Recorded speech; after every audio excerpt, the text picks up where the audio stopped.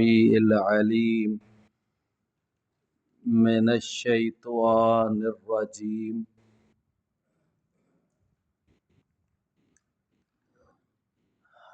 من همزه ونفخه ونفثه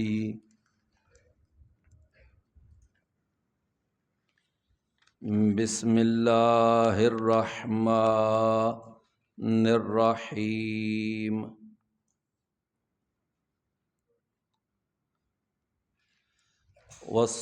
والصافات صفا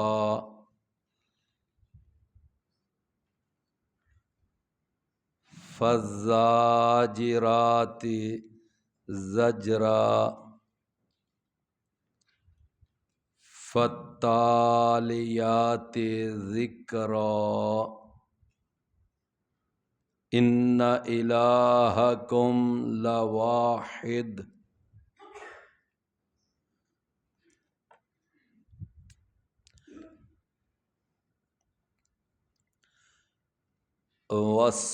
والصافات صفا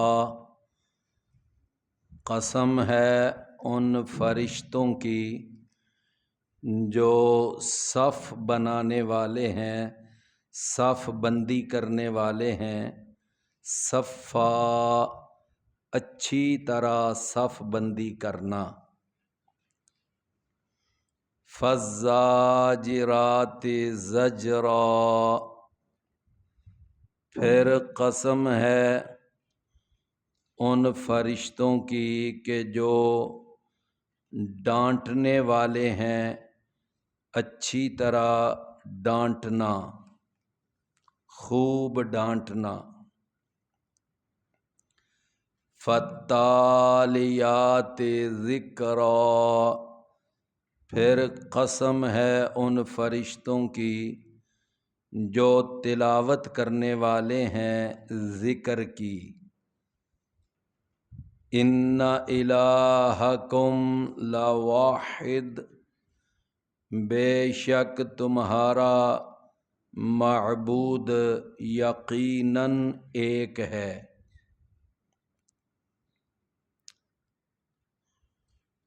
یہ جو سورۃ الصافات ہے، اس کا جو نام ہے الصافات، یہ اس کی پہلی ہی آیت میں چونکہ یہ لفظ استعمال ہوا ہے، اس مناسبت سے اس کا نام الصافات ہے۔ یہ جو ابتدائی 3 آیات میں یہ 3 الفاظ بیان ہوئے ہیں، ایک لفظ ہے الصافات اور ایک لفظ ہے الزاجرات اور تیسرا ہے التالیات۔ ان تینوں الفاظ سے مراد تمام مفسرین نے فرشتوں کو مراد لیا ہے کہ ان تینوں الفاظ سے کون مراد ہیں؟ فرشتے۔ اسی لیے ترجمہ بھی اسی اعتبار سے کیا گیا ہے کہ قسم ہے ان فرشتوں کی جو صف بندی کرنے والے ہیں، قسم ہے ان فرشتوں کی جو ڈانٹنے والے ہیں، قسم ہے ان فرشتوں کی جو تلاوت کرنے والے ہیں۔ تو تینوں الفاظ سے کون مراد ہیں؟ فرشتے مراد ہیں۔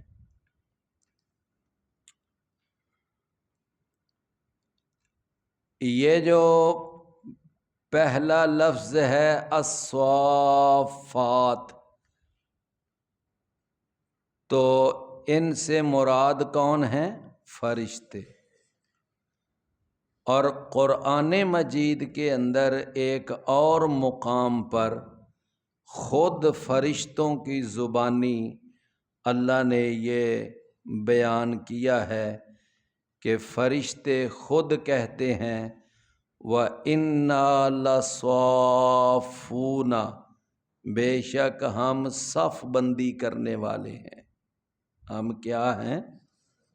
صف بندی کرنے والے۔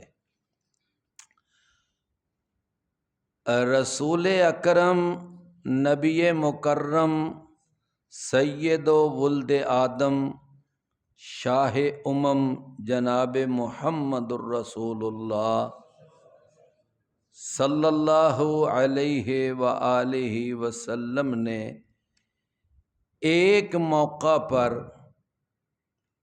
بلکہ سیدنا جابر بن سمرہ، ایک تو جابر بن عبداللہ ہے نا رضی اللہ عنہ، بڑے مشہور صحابی، اور ایک نام کیا ہے؟ جابر بن، یہ اور جابر ہیں، وہ اور جابر ہیں، یہ جابر بن سمرہ رضی اللہ عنہ بیان کرتے ہیں کہ رسول اللہ صلی اللہ علیہ وسلم 3 دفعہ ہمارے پاس وہ مختلف مواقع پر تشریف لائے، تو آپ نے ہر دفعہ آ کر ہمیں کسی نہ کسی بات پر تنبیہ فرمائی۔ کیا فرمائی؟ تنبیہ۔ آپ نے ان میں سے پہلا ایک موقع بڑے غور سے اور بڑی توجہ سے یہ حدیث سننی ہے۔ آپ نے یہ بیان فرمایا، صحیح مسلم میں یہ حدیث ہے۔ صحیح مسلم نام سنا ہے نا؟ صحیح بخاری کے بعد کس حدیث کا نمبر ہے؟ صحیح مسلم۔ قرآن کے بعد صحیح بخاری، اور صحیح بخاری کے بعد صحیح مسلم۔ تو صحیح مسلم کے اندر 430 نمبر یہ حدیث ہے، 430 نمبر۔ جابر بن سمرہ کہتے ہیں کہ رسول اللہ صلی اللہ علیہ وسلم تشریف لائے تو آپ نے دیکھا کہ کچھ صحابہ وہ جب سلام پھیرتے ہیں نا، سلام ایسے دائیں طرف، السلام علیکم ورحمۃ اللہ، نماز سے، تو صحابہ اسی طرح کوئی نوافل پڑھ رہے تھے، تو وہ جب سلام پھیرے نا اپنی دائیں طرف اور اپنی بائیں طرف، تو سلام پھیرتے وقت صحابہ نے اپنے طور پر ہی یہ ایک طریقہ شروع کر لیا، حالانکہ نبی کریم صلی اللہ علیہ وسلم نے ان کو یہ تعلیم بالکل بھی نہیں دی تھی کہ تم ایسے کیا کرو، بس انہوں نے اپنے طور پر ہی یہ طریقہ شروع کر لیا کہ جب وہ ایسے سلام پھیرے نا دائیں طرف، ذرا میری طرف دیکھیں، تو ادھر دائیں طرف جو بندہ بھی بیٹھا ہوتا تو السلام علیکم ورحمۃ اللہ، تو ساتھ ایسے اس کے ساتھ ہاتھ ملاتے، ادھر والے سے ہاتھ ملاتے، اور جب وہ ادھر بائیں طرف سلام پھیرتے تو پھر کہتے السلام علیکم ورحمۃ اللہ، اب ادھر بھی ہاتھ ملاتے۔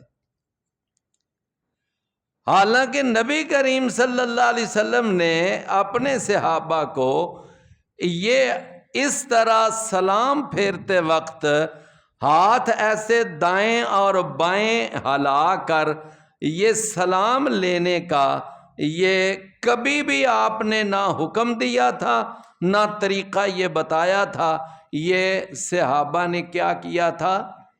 اپنے طور پر یہ کام شروع کر دیا تھا۔ اچھا، یہ کب وہ کرتے تھے؟ جب سلام پھیرتے وقت۔ تو نبی کریم صلی اللہ علیہ وسلم تشریف لائے تو آپ نے آ کر فرمایا کہ مالی اراکم، کہ کیا ہے، میں نے تمہیں دیکھا ہے کہ تم جب یعنی اس طرح سلام پھیرتے ہو تو تم دائیں اور بائیں اس طرح اپنے ہاتھوں کو اٹھاتے ہو جس طرح سرکش گھوڑے اپنی دمیں ہلاتے ہیں، جس طرح سرکش گھوڑے اپنی دمیں ہلاتے ہیں۔ تو نبی صلی اللہ علیہ وسلم نے فرمایا نہ، یہ کام ٹھیک نہیں ہے، یہ کام بند کر دو۔ اب میرے بھائیوں، ہمارے کچھ بھائی، اب یہ حدیث بالکل ٹھیک ہے، اس میں کوئی شک نہیں ہے، صحیح مسلم کی حدیث ہے۔ کیوں بھائی؟ صحیح مسلم کی حدیث ہے۔ ہمارے ہاں ایک عام وتیرہ یہ چلتا ہے کہ لوگ کہتے ہیں جی جیڑی حدیث ہے نا دے خلاف ہوئے نا تے ایک کہہ چھڑ دینے اے حدیث ہی ضعیف ہے۔ ایسا ہی ہے نا؟ نہیں میرے پیارے بھائیوں، یہ حدیث بالکل صحیح ہے، صحیح مسلم کی حدیث ہے، لیکن یہ ہمارے کچھ بھائی اس حدیث کو بیان کرتے ہیں اس رفع الیدین پر، جو رفع الیدین رکوع جاتے اور رکوع سے سر اٹھاتے وقت کیا جاتا ہے۔ اس رفع الیدین کے رد میں یہ ہمارے بھائی اس حدیث کو بیان کرتے ہیں، کہتے ہیں جی دیکھو یہ مسلم میں حدیث آتی ہے کہ یہ جو تم رکوع جاتے رکوع سے سر اٹھاتے وقت رفع الیدین کرتے ہو، یہ تو سرکش گھوڑوں کی طرح دمیں ہلانا ہے۔ میرے بھائیوں، یہ ہمارے جو بھائی ہیں یہاں پر آ کر کچھ علمی خیانت کا مظاہرہ کرتے ہیں، علمی خیانت، بددیانتی کرتے ہیں کہ وہ جو رسول اللہ صلی اللہ علیہ وسلم نے آ کر ڈانٹا تھا یا آپ نے تنبیہ فرمائی تھی، وہ تو صحابہ نے وہ دائیں اور بائیں سلام پھیرتے وقت جو وہ ہاتھ اٹھاتے تھے، اللہ کے نبی نے اس ہاتھ اٹھانے کو سرکش گھوڑوں کے ساتھ دمیں ہلانے کے ساتھ تشبیہ دی تھی۔ وہ رکوع جاتے اور رکوع سے سر اٹھاتے وقت جو رفع الیدین کیا جاتا ہے، یہ رفع الیدین نہیں تھا۔ اللہ کے نبی نے اس کو سرکش گھوڑوں کے ساتھ دمیں ہلانے سے تشبیہ نہیں دی۔ میری بات میرا خیال سمجھ گئے ہیں نا؟ تو ایک تو یہ ہے کہ ہمارے وہ بھائی جو ہیں نا وہ اس حدیث کو یعنی غلط موقع اور محل پر پیش کرتے ہیں۔ اس حدیث کا موقع اور محل اور ہے اور اس کو بیان اور موقع اور محل کے لیے کیا جائے۔ کیوں بھائی بات سمجھ جائیں؟ وہ جو رکوع جاتے اور رکوع سے سر اٹھاتے والا رفع الیدین ہے، اس رفع الیدین کے بارے میں تو یہ تقریباً تمام محدثین کا یہ متفقہ فیصلہ ہے کہ یہ نبی صلی اللہ علیہ وسلم کی ابدی سنت ہے۔ کیا ہے؟ ابدی سنت، یعنی نبی صلی اللہ علیہ وسلم نے یہ کبھی بھی ترک نہیں کی۔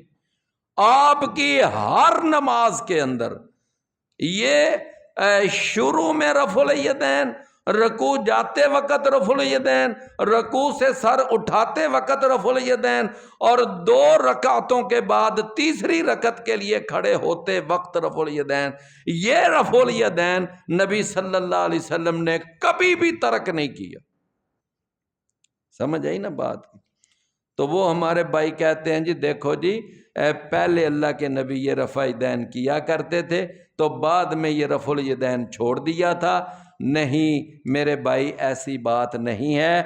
یہ جو اللہ کے نبی کا رفع الیدین ہے یہ آپ کی ابدی سنت ہے اور متواتر سنت ہے، اور رسول اللہ صلی اللہ علیہ وسلم نے کبھی بھی یہ رفع الیدین ترک نہیں کیا۔ اچھا ایک بات ہو گئی، میری بات سمجھ آ گئی نا؟ اچھا پھر ہمارے بھائیوں کو یہ اعتراف ہے کہ پہلے اللہ کے رسول کیا کرتے تھے اور بعد میں اس کو چھوڑ دیا تھا. یہ بھائی کہتے ہیں نا، یہ تو آپ نے بھی سنا ہوگا. اچھا آپ مجھے ذرا ایمانداری سے بتائیں، دیانتداری سے بتائیں، سمجھدار لوگ ہیں، دانا لوگ بیٹھے ہیں، کہ رسول اللہ صلی اللہ علیہ وسلم نے اگر ایک کام پہلے کیا ہے اور صحابہ کو بھی آپ نے کروایا ہے، اور پھر جب آپ اس کو ترک کریں اور ترک کرنے کے لیے آپ نے یہ فرمانا تھا کہ یہ سرکش گھوڑوں کی دموں کی طرح تم اپنے ہاتھ ہلا رہے ہو، یعنی اتنا سخت جملہ بولنا تھا اس کے لیے. ایک کام خود پہلے کیا ہے، صحابہ کو بھی کروایا ہے، اور پھر جب اس کو اللہ کے نبی اب ختم کروانے لگے ہیں تو ختم کروانے کا یہ طریقہ ہونا تھا کہ آپ کہتے کہ یہ تو سرکش گھوڑوں کی طرح دمے ہلانا ہے. کیا ایسا ہو سکتا ہے؟ میری خیر بات سمجھ آ گئی ہے نا میرے بھائیو؟ یہ جو سلام والا ہاتھ اٹھانا ہے، یہ اللہ کے نبی صلی اللہ علیہ وسلم نے نہ پہلے کبھی کیا تھا، نہ صحابہ سے کروایا تھا. یہ تو کچھ لوگوں نے اپنے طور پر شروع کر لیا تھا. اللہ کے نبی صلی اللہ علیہ وسلم نے اس لیے اس کے اوپر اتنا سخت آپ نے ایکشن لیا کہ آپ نے فرمایا کہ یہ کیا میں دیکھ رہا ہوں، تم سرکش گھوڑوں کی طرح دمے ہلا رہے ہو. میرا خیال ہے میری بات آپ سمجھ میں. جب اللہ کے نبی، آپ دیکھیں نا کہ رسول اللہ صلی اللہ علیہ وسلم نے فرمایا کہ جب تم سجدے میں جاؤ نا تو تم میں سے کوئی آدمی اس طرح اپنے بازو زمین پر نہ رکھے جس طرح کتا اپنے بازو زمین پر رکھتا ہے. اب کیا خیال ہے کتنا سخت رسول اللہ صلی اللہ علیہ وسلم کا جملہ ہے. تو کیا خیال ہے کہ یہ اللہ کے نبی پہلے کام کیا کرتے تھے تو پھر منع کرتے وقت یہ آپ نے جملہ بولا؟ نہیں. یعنی اس طرح کا سخت جملہ آپ نے اس وقت ہی بولا ہے کہ جب کچھ لوگ اپنی خواہش نفس کے اوپر کوئی ایک کام شروع کر لیں. اللہ کے نبی صلی اللہ علیہ وسلم نے وہ کام نہیں بتایا. تو لہذا یہ جو ہمارے بھائی رکوع جاتے اور رکوع سے سر اٹھاتے وقت کے رفع الیدین کے اوپر یہ جو دلیل پیش کرتے ہیں کہ یہ جو سرکش گھوڑوں کی دمے ہلانے کی طرح یہ دمے ہلاتے ہیں، یہ میرے بھائیوں یہ حدیث اس موقع پر فٹ ہوتی نہیں ہے. اچھا ایک اور بات سمجھے، ایک اور بات کہ آپ نے کبھی کسی گھوڑے کو دم ہلاتے ہوئے دیکھا ہے؟ کبھی گھوڑا کھڑا ہو اور دم ہلا رہا ہو تو جب وہ دم ہلاتا ہے تو وہ دم ایسے دائیں بائیں ہلاتا ہے یا ایسے سیدھی اوپر ہلاتا ہے؟ ہاں، یعنی آپ کبھی غور کریں کہ جب وہ گھوڑا دم ہلاتا ہے تو ایسے دائیں بائیں، تو وہ جو لوگ رفع الیدین کر رہے تھے نا تو وہ ایسے دائیں بائیں کر رہے تھے، ایسے پہلے ادھر ہاتھ ملایا اب ادھر ہاتھ ملایا. تو پھر اگر تشبیہ بنتی ہے سرکش گھوڑوں کی دموں کے ساتھ تو وہ اس سلام والے رفع الیدین سے تشبیہ بنتی ہے، اور رکوع جاتے اور رکوع سے سر اٹھاتے وقت والے رفع الیدین کے ساتھ وہ تشبیہ بنتی نہیں ہے. میرا خیال سمجھ آ گئی نا بات کی؟ وہ تو تشبیہ بنتی نہیں ہے. ہم جب بھی رفع الیدین کرتے ہیں کیسے اٹھا یہ دیکھیں یہ ہے. تو کیا اس طرح کبھی کسی گھوڑے نے کچھ یعنی دم ہلائی ہے؟ یہ انداز کبھی بھی نہیں. پھر ایک اور ہمارے بھائی وہ ایسی بات کر دیتے ہیں کہ جی وہ بغلوں میں بت رکھ کر آتے تھے، نعوذ باللہ. یہ اتنی بڑی گپ ہے، اتنی بڑی گپ کہ کسی ضعیف حدیث میں بھی یہ بات نہیں ملتی. چلو صحیح حدیث تو چھوڑو نا، کسی ضعیف حدیث میں بھی یہ بات نہیں ملتی. تو بہرحال وہ ایک بات آ گئی، میں نے کہا چلو آج تھوڑی سی بات کر دوں. تو میرے بھائیوں رسول اللہ صلی اللہ علیہ وسلم تشریف لائے تو آپ نے صحابہ کو کیا دیکھا کہ کس طرح وہ ایسے دائیں اور بائیں ہاتھ ملا رہے تھے، ادھر بھی اور ادھر بھی. تو آپ نے کیا فرمایا کہ یہ میں کیا دیکھ رہا ہوں کہ تم سرکش گھوڑوں کی طرح دمے ہلا رہے ہو، تو اس طرح نہ کیا کرو. آپ نے تنبیہ فرمائی. بات سمجھ آ گئی ہے نا؟ اللہ اکبر. آج کل ویسے نا سچی بات ہے کہ ہم اپنے دروس میں یہ جو مسلک کے حوالے سے کوئی بات ہے نا، یہ بیان کرنا بہت کم کر چکے ہیں، بلکہ چھوڑ ہی چکے ہیں. زیادہ تر ہم ان باتوں سے اوائڈ کرتے ہیں. نہیں جی نہیں، او جی ہر قسم دا بندہ وچ آیا ہوندا ہے. اس طرح دی گل نہ کرو کہ جدے نال نہ کوئی نواں بندہ آیا بدک جائے. نہیں میرے پیارے بھائیوں، جو اللہ کے رسول کی سنتیں ہیں وہ ہم نے بیان کرنا ترک نہیں کرنی. آج کل ہمارے پاس یہی تو سرمایہ، اور آج یہ صورتحال بن چکی ہے کہ اللہ جانتا ہے کہ یہ جو خالص قرآن اور حدیث، خالص کتاب و سنت پر مبنی مسلک جو ہے، آج وہ بھی بربادی کا شکار ہو رہا ہے کہ نہیں بربادی کا شکار؟ اس کی وجہ کیا ہے کہ ہم نے وہ اپنا خالص قرآن اور حدیث والی دعوت وہ ہم نے آج چونکہ بیان کرنا ہی ترک کر دی ہے اپنے خطبات میں، اپنے دروس میں. اور یہی وجہ ہے. کیا خیال ہے 14 اگست کے اس فنکشن اور اس جشن میں جہاں باقی سارے برباد ہو رہے ہیں، کیا یہ خالص قرآن و سنت کی دعوت دینے والے یہ نہیں برباد ہو رہے؟ یہ بھی تو برباد ہو رہے ہیں. جشن آزادی مبارک، جشن آزادی مبارک. میرے پیارے بھائیوں، اگر جشن ولادت مصطفیٰ منانا جائز نہیں ہے تو یہ جشن آزادی مبارک منانا یہ کہاں سے جائز ہو گیا؟ وہ اللہ کے رسول صلی اللہ علیہ وسلم کیا ہمارے لیے قابل صد احترام نہیں ہے؟ وہ ہمارے لیے دل اور جان نہیں ہے؟ ان سے ہمیں محبت نہیں ہے؟ بلکہ کئی پاکستان مل کر ہماری وہ محبت نہیں ہو سکتی جو ہمیں رسول اللہ صلی اللہ علیہ وسلم سے محبت ہے.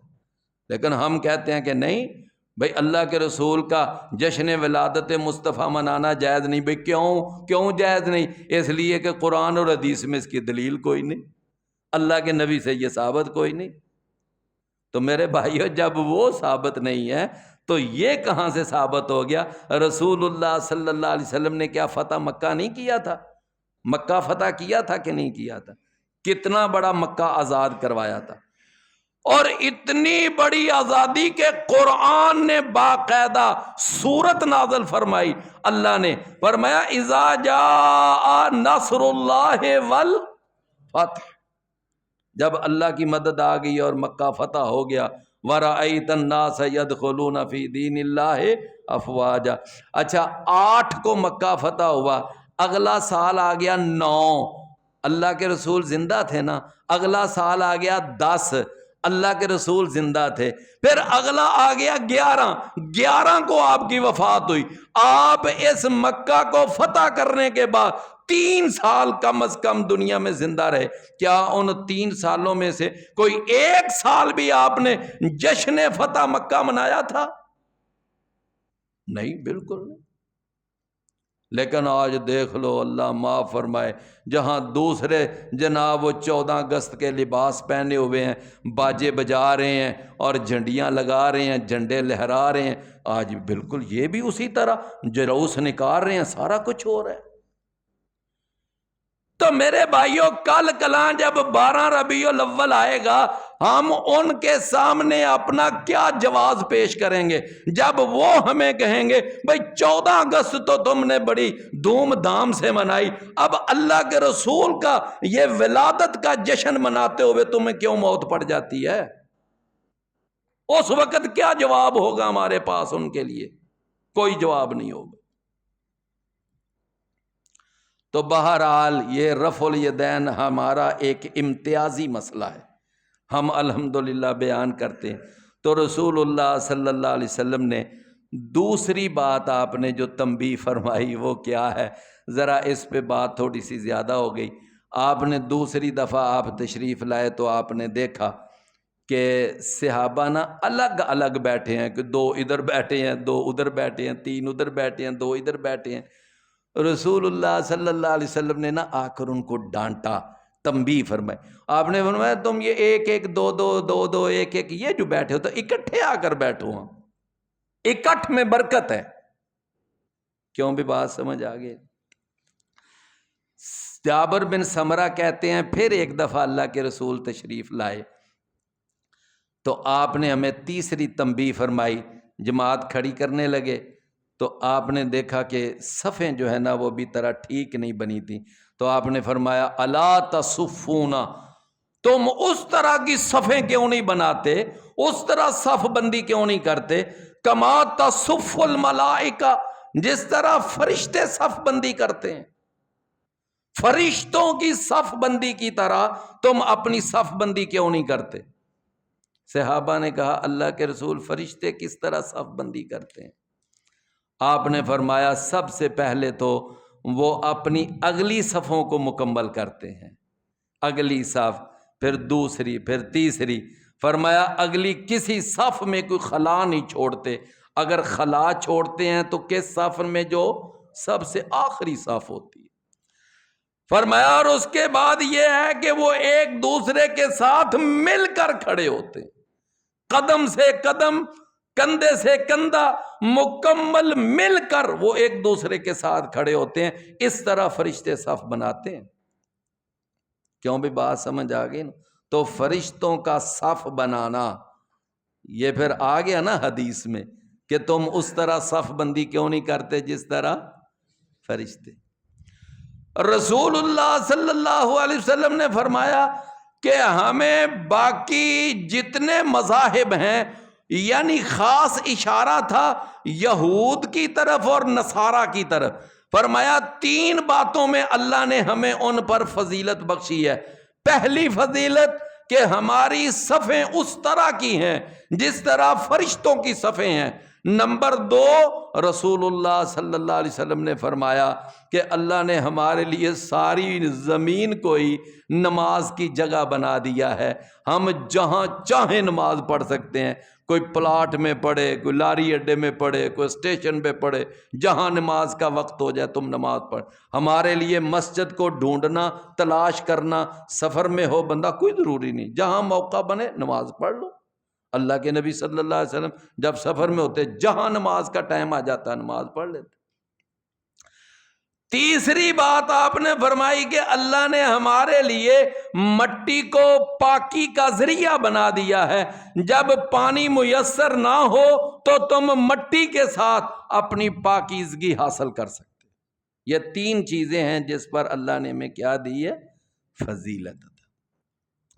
تو فرمایا والصافات صفا، قسم ہے ان فرشتوں کی جو کیا کرنے والے ہیں؟ صف بندی کرنے والے ہیں، اچھی طرح صف بندی۔ فرمایا فالزاجرات زجرا، پھر قسم ہے ان فرشتوں کی کہ جو ڈانٹنے والے ہیں۔ اللہ اکبر، کیا کرنے والے ہیں؟ ڈانٹنے والے ہیں۔ اور اس کے لیے 4 مواقع تفسیروں میں بیان ہوئے ہیں۔ پہلا موقع فرمایا کہ جب فرشتے کافر کی جان نکالتے ہیں نا تو اس وقت وہ کافر کو ڈانٹ رہے ہوتے ہیں۔ کیا کر رہے ہوتے ہیں؟ ڈانٹ رہے ہوتے ہیں۔ اور یہ قرآن میں آتا ہے، سورہ الانعام 93 نمبر آیت۔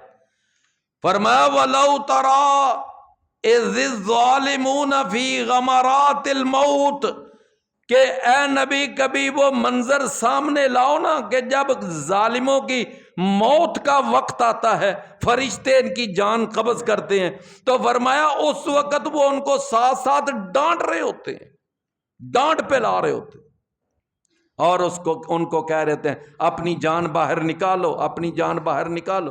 اچھا وہ باہر آنا نہیں چاہتی، کافر کی جان ہے، اس کی روح جو ہے وہ باہر نہیں آنا چاہتی، پھر فرشتے ذرا سخت ہاتھ ڈال کے پھر ان کی روح نکالتے ہیں۔ میری بات سمجھے نا؟ تو ایک موقع تو یہ ہو گیا کہ جب کافروں کی جان نکالتے ہیں تو فرشتے ان کو کیا کرتے ہیں؟ ڈانٹتے ہیں۔ ایک موقع یہ بھی ہے کہ رسول اللہ صلی اللہ علیہ وسلم نے فرمایا کہ یہ جو فرشتہ ہے نا جس کی بادلوں پر ڈیوٹی ہے، تو جب اس نے بادلوں کو ایک جگہ سے آگے دوسری جگہ پر لے جانا ہوتا ہے تو اس کے پاس ایک کوڑا ہوتا ہے، وہ اس کوڑے کے ساتھ ان بادلوں کو ہانکتا ہے اور ساتھ ساتھ وہ ان کو ڈانٹتا ہے۔ وہ ڈانٹتا ہوا ہانکتا ہوا وہ بادلوں کو جہاں اللہ کا حکم ہوتا ہے وہ بادلوں کو لے جاتا ہے۔ اور یہ قرآن مجید میں اللہ نے ارشاد فرمایا، سورہ الرعد اور 13 نمبر آیت ہے، یسبح الرعد بحمدہ والملائکۃ من خیفتہ۔ اس آیت کے اندر اللہ نے یہ بیان کی۔ تو فرشتوں کے ڈانٹنے کی کتنی دلیلیں ہو گئیں؟ 2۔ ایک، جب کافر کی موت کا وقت ہوتا ہے، اس کی جان نکالتے ہیں، اس کو ڈانٹتے ہیں۔ نمبر 2، جب وہ بادلوں کو ہانکتے ہیں اس وقت بادلوں کو بھی ڈانٹتے ہیں۔ رسول اللہ صلی اللہ علیہ وسلم جب بدر کی جنگ سے فارغ ہوئے تو اللہ کے نبی کے پاس نا ایک انصاری صحابی آیا، توجہ ہے نا، انصاری صحابی آ کر کہنے لگا، اللہ کے نبی میں نا جب بدر کی جنگ میں تھا تو میں نے ایسے دیکھا کہ ایک کافر تھا، کافر وہ یکدم ایسے وہ گرا ہے اور اس کی ناک کے اوپر ایک نا زخم سا آیا اور دیکھتے ہی دیکھتے اس کا چہرہ پھٹ گیا اور میں دیکھ رہا ہوں اور اس کا یکدم اس کا پورا جسم جو تھا وہ سبز ہو گیا اور ساتھ ہی وہ مر گیا۔ رسول اللہ صلی اللہ علیہ وسلم کو وہ صحابی واقعہ سناتا ہے اور کہتا ہے کہ میں نے نا ایک کوڑے کی آواز سنی تھی، کوڑا ایک ایسے برسا اور کوئی کہہ رہا تھا کہ اقدم یا حیزوم، کہ اے حیزوم آگے بڑھ۔ وہ اپنے گھوڑے کو ڈانٹ رہا تھا اور گھوڑے کو کوڑے سے آگے ہانک رہا تھا اور ساتھ ڈانٹ رہا تھا، تو بندہ نظر نہیں آ رہا تھا۔ رسول اللہ صلی اللہ علیہ وسلم سے وہ انصاری صحابی یہ سارا واقعہ بیان کرتا ہے تو اللہ کے نبی نے فرمایا، صدقتا، تو بالکل سچ کہہ رہا ہے، یہ تیسرے آسمان کا فرشتہ تھا کہ جس نے اس جنگ میں ایک کافر کو قتل کیا ہے۔ یہ کہاں کا فرشتہ تھا؟ تیسرے آسمان سے یہ مدد آئی تھی۔ اور یہ واحد جنگ ہے یہ غزوہ بدر کہ جس کے اندر باقاعدہ فرشتوں نے پریکٹیکلی اس میں حصہ لیا تھا، ورنہ باقی جنگوں کے اندر صرف فرشتے آتے تھے اور صرف آ کر وہ ایک روب سا ایک بناتے تھے، لیکن عملاً حصہ صرف غزوہ بدر میں لیا۔ تو یہ بھی ایک ڈانٹنے کی دلیل مل گئی۔ چوتھی دلیل، قرآن مجید میں اللہ نے فرمایا کہ جب فرشتہ اسرافیل وہ پھونک مارے گا نا سور میں، اور ساری کائنات کا نظام درم برم ہو جائے گا، اور اس کے بعد دوبارہ پھونک مارے گا، سارے اپنی قبروں سے نکل کر باہر آ جائیں گے۔ سورہ النازعات میں اللہ نے فرمایا کہ اس کا وہ جو سور پھونکنا ہوگا فَإِنَّمَا هِيَ زَجْرَةٌ وَاحِدَةٌ، وہ بس ایک ڈانٹ ہی ہوگی، وہ اسرافیل کی طرف سے کیا ہوگی؟ ایک ڈانٹ ہوگی۔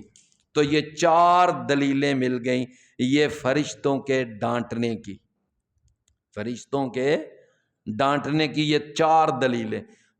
کافر کی موت کے وقت اس کو ڈانٹتے ہیں اور بادلوں کو ہانکتے وقت ڈانٹتے ہیں۔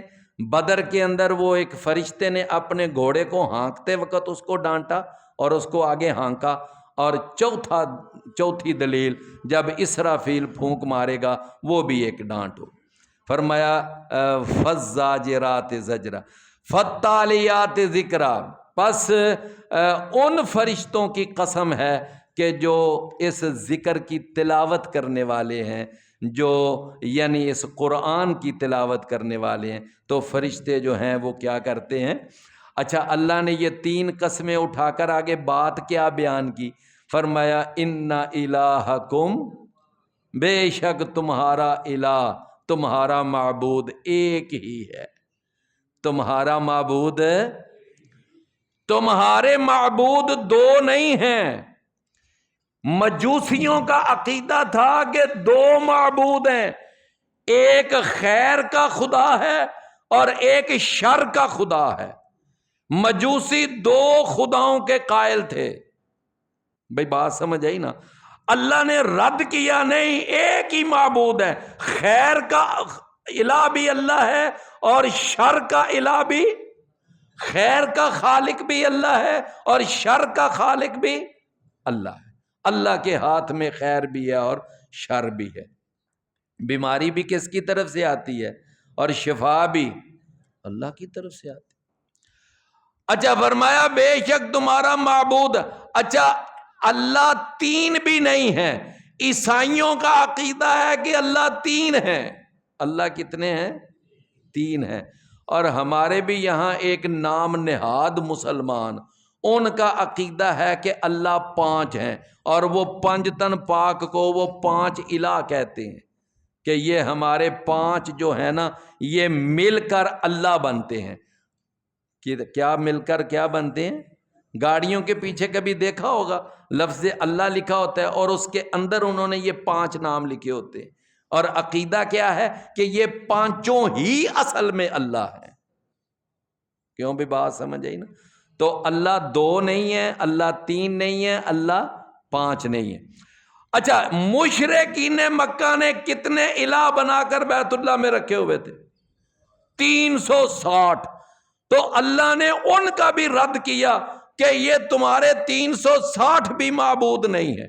اور پھر یہ ہندو، یہ ان کے اتنے الہ ہیں کہ ان کی اپنی تعداد کم ہے، ان کے معبودوں کی تعداد زیادہ ہے۔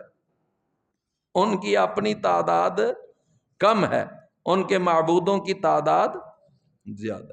اتنے معبود، پتھر ان کے معبود، لکڑ کے بنائے وہ ان کے معبود، اور پھر بھگوان ان کا معبود، اور پھر وہ جناب پتہ نہیں کیا کیا انہوں نے معبود، یہاں تک کہ ہنومان کو وہ معبود مانتے ہیں، گائے کو معبود مانتے ہیں۔ اللہ تعالیٰ معاف فرمائے، تو بڑے ان کے معبود۔ تو فرمایا ان الہکم لواحد، کہ اللہ کتنے ہیں؟ معبود ایک ہے۔ قل کہہ دیجئے هو اللہ احد، اللہ ایک ہے۔ فرمایا وہ اللہ رب السماوات والارض، جو رب ہے آسمانوں کا اور زمین کا، وما بینہما، اور جو رب ہے ہر اس چیز کا جو آسمانوں اور زمین کے درمیان۔ جب یہ تین لفظ آ جائے نا، آسمانوں کا، زمین کا اور ان کے درمیان ہر چیز کا، تو مراد ہوتا ہے پوری کائنات کا۔ تو مراد کیا ہوتا ہے؟ پوری۔ فرمایا وَرَبُّ الْمَشَارِقِ، اور وہ مشرقوں کا رب ہے، اور وہ مشرقوں کا رب۔ اچھا بھی قرآن مجید میں یہ تین قسم کے الفاظ آئے ہیں۔ ایک جگہ آیا ہے رب المشرق والمغرب، اس کا مطلب پتہ ہے کیا ہے؟ جہت۔ یہ مشرق ایک جہت ہے نا، اور مغرب ایک جہت ہے، تو یہ مطلب ہے جو مشرق اور مغرب کا رب ہے۔ سمجھ آ گئی بات کی؟ سورہ الرحمن میں آتا ہے رب المشرقین و رب تو اس سے مراد ہے دو موسموں کا، یعنی گرمیوں کا مشرق اور ہوتا ہے، سردیوں کا مشرق اور ہوتا ہے، گرمیوں کا مغرب اور ہوتا ہے، اور سردیوں کا مغرب۔ تو وہاں دو موسم مراد ہیں، گرمیاں اور، آپ دیکھ لیں گرمیوں میں سورج کب طلوع ہوتا ہے اور سردیوں میں کب طلوع ہوتا ہے، کتنا فرق پڑ جاتا ہے۔ سمجھ آ گئی بات کی؟ اچھا اللہ تعالیٰ نے یہاں فرمایا کہ رب المشارق، جو رب ہے مشرقوں کا، اور ایک جگہ پہ آتا ہے رب المشارق والمغارب، جو مشرقوں کا اور مغربوں کا رب ہے۔ اس سے مراد ہے روزانہ کا مشرق اور مغرب۔ اس سے کیا مراد ہے؟ روزانہ کا مشرق اور مغرب۔ روزانہ کا مشرق اور ہے اور مغرب، آپ دیکھ لیں ہر روز مشرق اور مغرب بدل جاتا ہے۔ ٹائم بدلتا ہے کہ نہیں بدلتا؟ تھوڑا سا ٹائم میں فرق پڑ جاتا ہے۔ تو یہ روزانہ کا مشرق اور ہے اور مغرب بھی اور ہے۔ فرمایا انا زینا السماء الدنیا، بے شک ہم نے مزین کیا ہے آسمان دنیا کو۔ آسمان دنیا کس کو کہتے ہیں؟ یہ پہلا آسمان۔ اس کو کیوں آسمان دنیا کہتے ہیں؟ یہ دنیا کے سب سے زیادہ قریب ہے۔ فرمایا بے شک ہم نے مزین کیا ہے آسمان دنیا کو بزینت، ایک خاص زینت کے ساتھ، اور وہ زینت کیا ہے؟ الکواکب، وہ ستارے ہیں۔ وہ زینت کیا ہے؟ ستارے۔ ستاروں کے اللہ نے 4 فائدے بیان کیے۔ نمبر 1، یہ خوبصورتی کا سامان ہے۔ آپ دیکھیں جب رات کو ستارے چمکتے ہیں تو آسمان کتنا خوبصورت لگتا ہے۔ نمبر 2، یہ روشنی دیتے ہیں۔ نمبر 3، یہ ستارے جو ہیں یہ شیطانوں کو مارنے کا ذریعہ ہیں۔ وہ شیاطین جو چوری چھپی آسمان کے قریب جا کر فرشتوں کی باتیں سننے کی کوشش کرتے تو ان کو فرشتے پھر یہ ستارے مارتے۔ یہ ستارے ان کے لیے میزائل کے طور پر پڑتے تھے اور وہ وہاں پر بسم ہو جاتے تھے۔ تو گویا ایک ہو گیا ستاروں کا فنکشن کہ یہ خوبصورتی کا باعث ہیں۔ نمبر 2، روشنی کا ذریعہ ہے۔ نمبر 3، شیطان کو مارنے کے لیے میزائل ہیں۔ اور نمبر 4، یہ بھولے ہوئے لوگوں کے لیے رہنمائی بھی فراہم کرتے۔ پرانے وقتوں میں لوگ ستاروں کے ساتھ راستہ تلاش کرتے تھے۔ سمجھ آ گئی نا؟ کتنے فائدے ہو گئے؟ 4۔ باقی جو لوگ کہتے ہیں کہ ستاروں کے ساتھ یہ آئندہ حالات کا پتہ چل جاتا ہے، اگلا ہفتہ کیسے گزرے گا، اگلا مہینہ کیسے گزرے گا، کسی کے باپ کو بھی نہیں پتا کہ کل کیا ہوگا، کل کیا ہونا ہے، یہ کسی کو بھی نہیں پتا۔ اور قرآن کہتا ہے وَمَا تَدْرِي نَفْسٌ مَاذَا تَكْسِبُ غَدًا، کہ کسی کو نہیں پتا کہ کل کیا ہونا ہے۔ اور یہ کیا کہتے ہیں جی؟ ہم بتاتے ہیں جی کہ آپ کا اگلا ہفتہ کیسے گزرے گا، کسی کو بھی نہیں۔ یہ جھوٹ بولتے ہیں، سارے فراڈی ہیں۔ سمجھ آئی بات؟ فرمایا کہ انا زینا السماء الدنیا بزینت الکواکب وحفظا من کل شیطان مارد، اور ہم نے اس کو حفاظت کے طور پر بنایا، سیکیورٹی کے لیے ہر سرکش شیطان سے۔ لا یسمعون الی الملأ الاعلی، نہیں وہ کان لگا کر سن سکتے وہ مالا الاعلی کی طرف۔ مالا الاعلی سے مراد فرشتے، فرشتوں کی جا کر یہ باتیں نہیں سن سکتے۔ وَيُقْذَفُونَ مِن كُلِّ جانب، اور ان پر پھر بمباری کی جاتی ہے، من کل جانب، ہر طرف سے۔ جب یہ اوپر جاتے ہیں تو ان کو پھر کیا پڑھتے ہیں؟ یہ میزائل پڑھتے ہیں ستاروں کے، دحوراً، بگانے کے لیے، وَلَهُمْ عَذَابٌ وَاصِبٌ، اور پھر ان کے لیے ہمیشگی کا عذاب ہے۔ دنیا میں تو وہ میزائل پڑا، مر گئے، سزا مل گئی، لیکن آخرت میں پھر ان کو جہنم کا عذاب بھی ملنا ہے۔ إِلَّا مَنْ خَطِفَ الْخَطْفَةَ، ہاں مگر جو اچانک کوئی بات اچک لیتا ہے، فَأَتْبَعَهُ شِهَابٌ ثَاقِبٌ، بس پھر پیچھے آتا ہے اس کے ایک چمکدار ستارہ، پھر اس کا وہ پیچھا کرتا ہے۔ فرمایا اے نبی صلی اللہ علیہ وسلم فَاسْتَفْتِهِمْ، پس آپ ذرا ان سے یہ بات پوچھیں، ان کافروں سے یہ بات پوچھیں، کیا کہ اَهُمْ أَشَدُّ خَلْقًا، کیا ان کو زیادہ مشکل ہے پیدا کرنا، امن خلقنا، یا جن کو ہم پیدا کر چکے ہیں۔ آسمان ہم نے پیدا کیا، زمین ہم نے پیدا کی، وہ پیدا کرنا زیادہ مشکل ہے یا ان کو دوبارہ پیدا کرنا زیادہ مشکل ہے؟ انا خلقناہ من طین لازب، بے شک ہم نے پیدا کیا ہے ان کو من طین لازب، ایک چپکنے والی مٹی سے۔ کس سے؟ ہم پنجابی میں کہتے ہیں چیکنی مٹی، چیکنی مٹی کہتے ہیں نا، چیکنی مٹی، تو اس کو عربی میں کہتے ہیں لازب، چپکنے والی مٹی سے ہم نے پیدا کیا۔ رسول اللہ صلی اللہ علیہ وسلم نے فرمایا اللہ نے جب آدم علیہ السلام کو پیدا کرنا چاہا تو زمین کے مختلف حصوں سے اللہ نے مٹی لی۔ فرمایا کسی جگہ سے مٹی سرخ لی، کسی جگہ سے کالی، کسی جگہ سے سفید، کسی جگہ سے ہری، وہ مختلف جگہ سے مٹی اللہ نے نا وہ اکٹھی کی۔ اچھا، اس کے بعد فرمایا کسی جگہ سے سخت تھی، کسی جگہ سے نرم تھی، کسی جگہ سے درمیانی تھی، اور اللہ نے اس خمیر سے کس کو پیدا کیا؟ اچھا، رسول اللہ صلی اللہ علیہ وسلم یہ ساری حدیث بیان کر کے آخر میں پتہ ہے کیا فرماتے ہیں؟ فرمایا اسی وجہ سے آج آدم کی اولاد ان میں سے کچھ سیاہ رنگ کے ہیں، کچھ سفید رنگ کے ہیں، کچھ سرخ رنگ کے ہیں، کچھ گندمی رنگ کے ہیں۔ وہ اس مٹی کی مختلف رنگتوں کی وجہ سے انسانوں کے بھی اسی طرح رنگ ہے۔ فرمایا جس طرح وہ مٹی کی مختلف کیفیتیں تھیں نا، کوئی مٹی سخت، کوئی نرم، کوئی درمیانی، کوئی ٹھوس، کوئی، تو فرمایا اسی طرح انسانوں کی طبیعتیں بھی ایسی ہیں، کوئی سخت طبیعت کا، کوئی نرم طبیعت کا، کوئی درمیانی طبیعت کا۔ بات سمجھ آ گئی؟ فرمایا ہم نے پیدا کیا اس کو من طین لازب، چپکنے والے۔ بل عجبتا، بلکہ اے نبی صلی اللہ علیہ وسلم آپ تو تعجب کرتے ہیں نا، آپ تعجب کرتے ہیں۔ وَيَسْخَرُونَ، اور وہ کافر کیا کرتے ہیں؟ وہ مذاق اڑاتے ہیں۔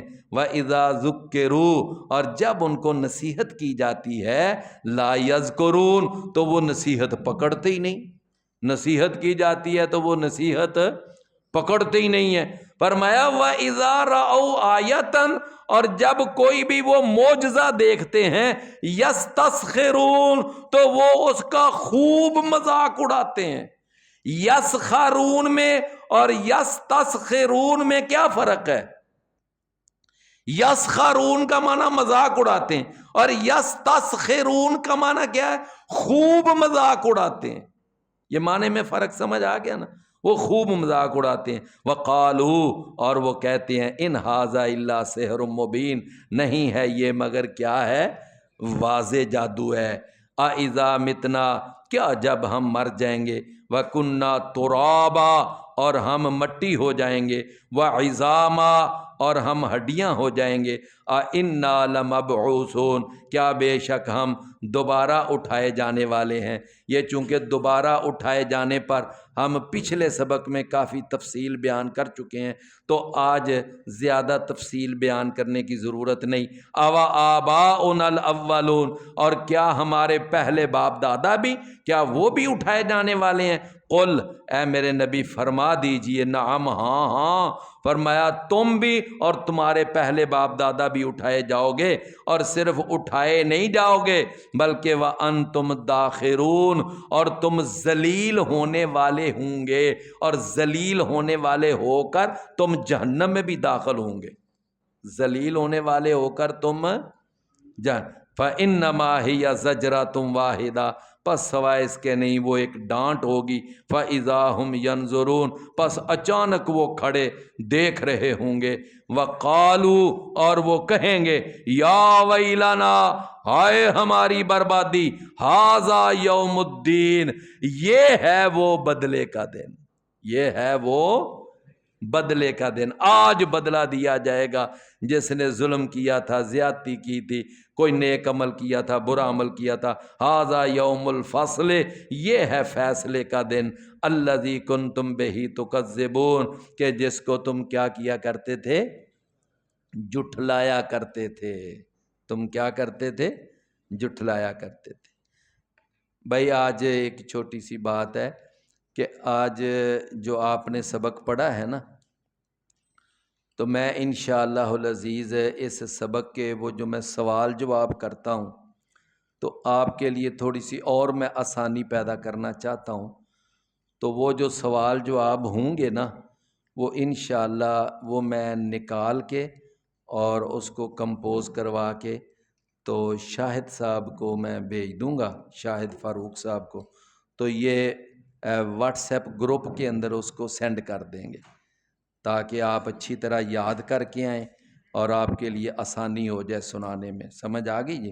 اور جو الفاظ مانی ہوں گے وہ بھی انشاءاللہ میں دے دوں گا۔